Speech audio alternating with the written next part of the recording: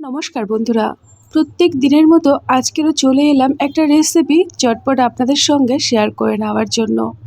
আজকের আমি বানিয়ে দেখাবো স্বাদ মুখে লেগে থাকার মতো রুই মাছের রেসিপি।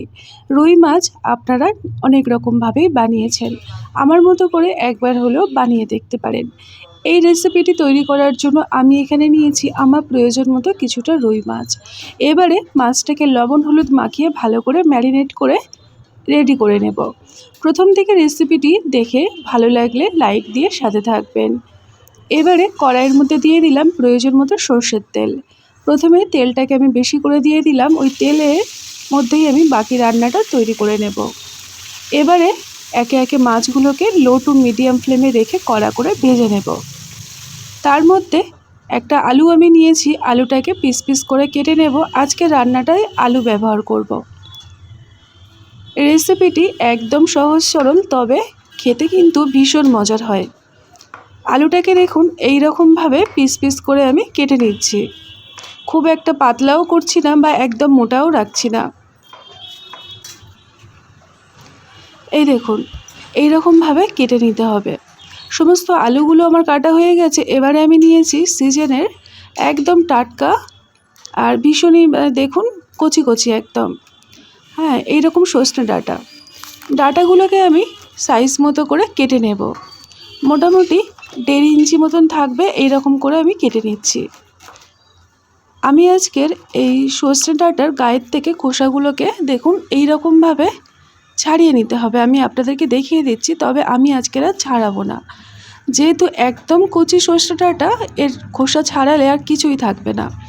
আর সজনে ডাঁটার খোসাটা মানে গায়ের আঁশটাকে ছাড়ালে দেখবেন তিতকুড়ি ভাবটা কম লাগে।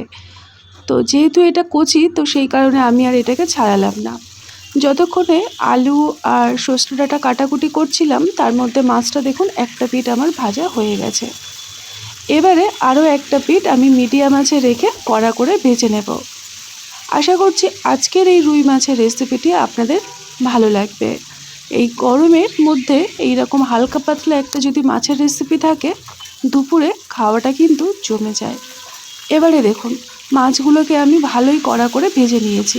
অনেকে আছেন একটু কম কড়া করে ভাজতে পছন্দ করে, তো আপনারা নিজেদের মতো করে রেডি করে নেবেন মাছটাকে। এবারে দেখুন মাছগুলো আমার ভাজা হয়ে গেছে, আর বাকি যে মাছগুলো ছিল ওইগুলোকেও আমি একই রকম পদ্ধতিতে লো টু মিডিয়াম ফ্লেমে রেখে ভেজে নেব। এই মাছগুলোকেও আমি ভেজে নিলাম। এবারে এই দেখুন মাছগুলোকে আমি পুরোপুরি ভেজে রেডি করে নিয়েছি। এখন আমি কড়াইয়ের মধ্যে দিয়ে দেবো, ওই তেলের যতটুকু তেল রয়েছে তার মধ্যেই আমি দিয়ে দেব 1 মুঠোর মতো বড়ি। আমি এখানে মটর ডালের বড়িটা ব্যবহার করেছি, আপনারা নিজেদের পছন্দ মতো যে কোনো ধরনের বড়ি ব্যবহার করতে পারেন। এবারে বড়িটাকে লো টু মিডিয়াম ফ্লেমে রেখে একদম কড়া করে দেখুন লালচে করে ভেজে নিয়েছি। আর বড়ি যদি একটু কড়া করে ভাজা হয়, দেখবেন তার ফ্লেভার একটা গন্ধটাও কিন্তু বেশ ভালো লাগে। তো এই দেখুন বড়িটাকে ভেজে রেডি করে নিলাম। এবারে ওই তেলের মধ্যে আমি দিয়ে দেবো 1/2 চামচ পরিমাণে কালো জিরে। কালো জিরের ফ্লেভারটা ভীষণ ভালো লাগে এই রান্নায়। এবারে ওই আগের থেকে কেটে রাখা আলু আর সজনে ডাঁটা সমস্তটাই আমি তেলের মধ্যে প্রথমে আলুটাকে দেব। আলুটাকে দিয়ে আমি লালচে করে প্রথমে ভেজে নেব। প্রথমে আমি কিন্তু ডাঁটাটাকে একদমই দেব না, তাহলে ডাঁটাটা একদম গলে যাবে, খেতে ভালো লাগবে না। এবারে আমি আলুর মধ্যে দিয়ে দিলাম একটা মিডিয়াম সাইজের টমেটো, লম্বা লম্বা করে ফালি করে নেওয়া। অল্প একটু লবণ দিয়ে আলু আর টমেটো একই সঙ্গে ভাজা ভাজা করে নেব। এতে করে আলুটাও খুব সুন্দরভাবে ভাজা হয়ে যাবে আর টমেটোও নরম হয়ে যাবে। মোটামুটি 3 থেকে 4 মিনিট কম আঁচে ঢাকনা দিয়ে রেখে দিয়েছিলাম। এতে করে দেখুন টমেটো অনেকটাই আগের তুলনায় নরম হয়ে গিয়েছে আর আলুটাও অনেকটাই নরম হয়েছে। এই দেখুন বেশ ভালো ভাজা ভাজা হয়েছে। এখন আমি আগের থেকে কেটে রাখা সজনে ডাঁটাগুলোকেও আলুর সাথে দিয়ে মোটামুটি 1 মিনিটের মতো নাড়াচাড়া করে নেব। সজনে ডাঁটা খুব একটা বেশি ভাজাভাজি করলে তিতকুড়ি ভাব চলে আসে। এখন আমি এর মধ্যে দিয়ে দেব ছোট্ট 1.5 ইঞ্চি পরিমাণে আদা, সেটাকে ভালো করে আমি শিলে বেটে নিয়েছিলাম। এবারে আদাটাকে দিয়ে মোটামুটি কয়েক সেকেন্ড তেলের মধ্যে ভাজবো, খুব একটা বেশিক্ষণ ভাজবো না, তাহলে কিন্তু আদা তেতো হয়ে যায়।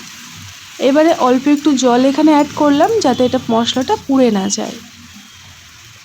এবারে আমি এখন এর মধ্যে দিয়ে দেবো কিছু গুঁড়ো মশলা, যেমন দিয়ে দিলাম 1/2 চামচ পরিমাণে গুঁড়ো হলুদ। হলুদটা এই রান্নায় খুবই কম পরিমাণে দিতে হবে। আর আমি এখানে দিয়ে দেবো 1/2 চামচ পরিমাণে ধনে গুঁড়ো। এই রান্নাতে কোনো রকম বেশি মশলা ব্যবহার করা চলবে না। অল্প একটু হলুদ গুঁড়ো আর 1/2 চামচ পরিমাণে ধনে গুঁড়ো ব্যবহার করলাম।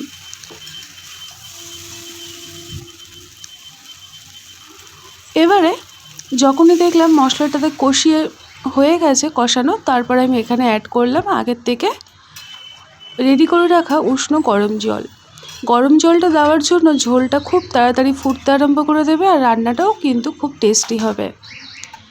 এবারে আমি এর মধ্যে দিয়ে দেবো স্বাদ মতো বা প্রয়োজন মতো লবণ, আর দিয়ে দেবো কয়েকটা কাঁচা লঙ্কা মাঝখান থেকে ফালি করে নেওয়া। ঝালের জন্য আমি কাঁচা লঙ্কাই ব্যবহার করলাম।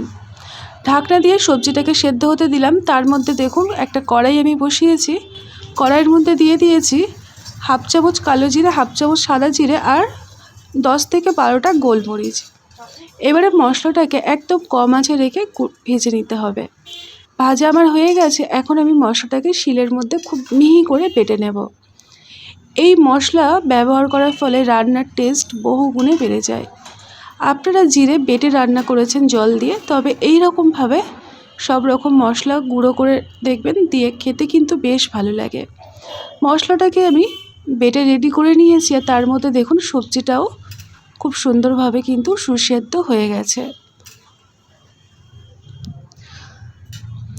এখন আমি এর মধ্যে দিয়ে দেব আগের থেকে ভেজে রাখা রুই মাছ আর দিয়ে দিলাম বড়িগুলোকে।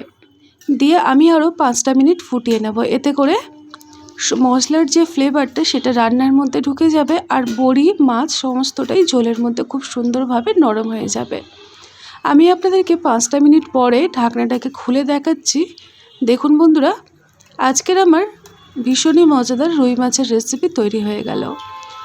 হাঁসফাঁস করা গরমের মধ্যে এই রকম হালকা পাতলা মাছের ঝোল যদি গরম গরম ভাতের সাথে থাকে দুপুরে, তাহলে মনে হয় খাওয়াটা কিন্তু দুর্দান্ত হয়। সবার শেষে আমি দিয়ে দিলাম কিছুটা পরিমাণে একদম টাটকা ধনেপাতা কুচো, প্রায় 1 মুঠোর মতো। ধনেপাতাটা দেওয়ার ফলে রান্নাটার মধ্যে একটা ফ্রেশনেস থাকে, বেশ ভালো লাগে খেতে। অনেকে আছেন ধনেপাতা একদম পছন্দ করেন না, সেক্ষেত্রে নাও দিতে পারেন, কোনো অসুবিধা নেই। তবে যে মশলাটা এখানে ব্যবহার করা হয়েছে ওই মশলার জন্য রান্নার স্বাদ কিন্তু বহুগুণে বেড়ে যায়। ঢাকনা দিয়ে গ্যাসটা অফ করে রেখে দিয়েছিলাম। তারপরে একটা পাত্রের মধ্যে আমি গরম গরম সার্ভ করে নিচ্ছি আজকের আমাদের হালকা পাতলা রুই মাছের ঝোল।